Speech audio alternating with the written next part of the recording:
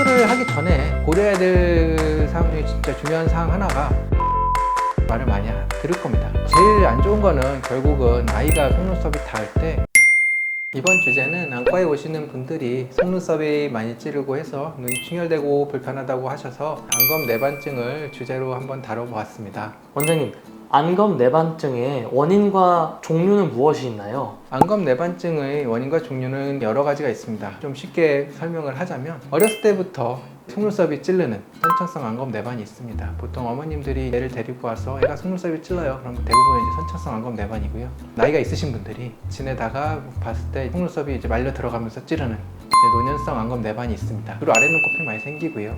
윗눈꺼풀도 생길 수는 있지만 선천성 안검 내반과 노년성 안검 내반이 저희가 이제 외래에서 보는 대부분의 경우고요. 그 외에도 수술을 하고 생기는 반응성 안검 내반 같은 것도 드물지만 가끔 외래로 내원하기도 하십니다. 그럼 시력에는 영향을 미치나요? 아이 부모님들이 이제 선천성 안검 내반의 경우에 애가 시력이 나빠지지는 않을지를 걱정을 많이 하시는데요. 실제로 그런 경우가 있을 수는 있지만 그렇게 많지는 않습니다. 속눈썹이 이렇게 눈을 지속적으로 쓸어갖고 상처가 계속 있는 경우가 많이 있는데요. 시력이 떨어지거나 이제 그러려면 상처가 영구적인 혼탁으로 남아야 되는데 그 정도까지 생기는 경우는 그렇게 많지는 않고요. 보통 이제 속눈썹이 이렇게 쓸어갖고 상처가 있는 정도 선에서 멈추게 됩니다. 하지만 안검 내반이 있어서 속눈썹이 닿는 아이들은 주기적으로 안과 검진을 해서 상처만 있는지 아니면 반복적으로 자극이 돼가지고 각막 혼탁이 생길지는 주기적으로 꼭 안과 전문의 선생님께 확인을 해야 한다 할 수 있겠습니다. 원장님, 그러면 어떻게 치료를 하나요? 안검 내반이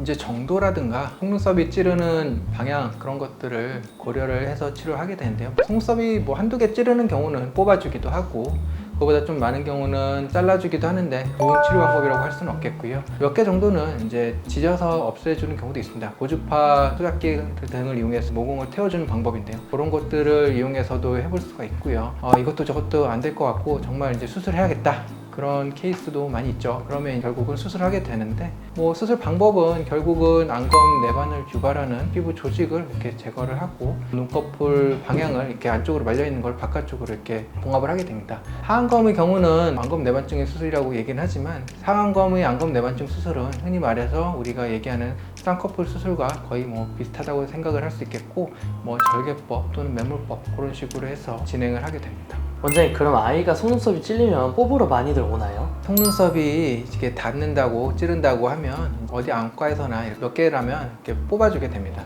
그런 경우 여러 가지 문제가 있는데 속눈썹 같은 경우는 2주면 다시 나기 시작해서 한 달이면 거의 다 이렇게 회복이 되거든요. 안과를 2주에 한 번씩 또는 3주에 한 번씩 와가지고 속눈썹 뽑는다는 것 자체가 그렇게 쉬운 일은 아닙니다. 보호자분들은 수술에 대한 거부감이 있기 때문에 먼저 수술 권유하지는 않고 정말 문제가 생기거나 애가 이제 너무 불편해한다고 하면 이제 결국은 속눈썹 뽑거나 자르는 식으로 시작을 하게 됩니다. 하지만 보호자분들이 결국은 오시는 것도 쉽지 않고 그러다 보면 이제 수술을 고려하시게 되는 경우가 많이 있는 것 같습니다. 원장님, 그러면 수술 전이랑 수술하고 나서 주의사항이나 꼭 알아야 될 거는 무엇이 있나요?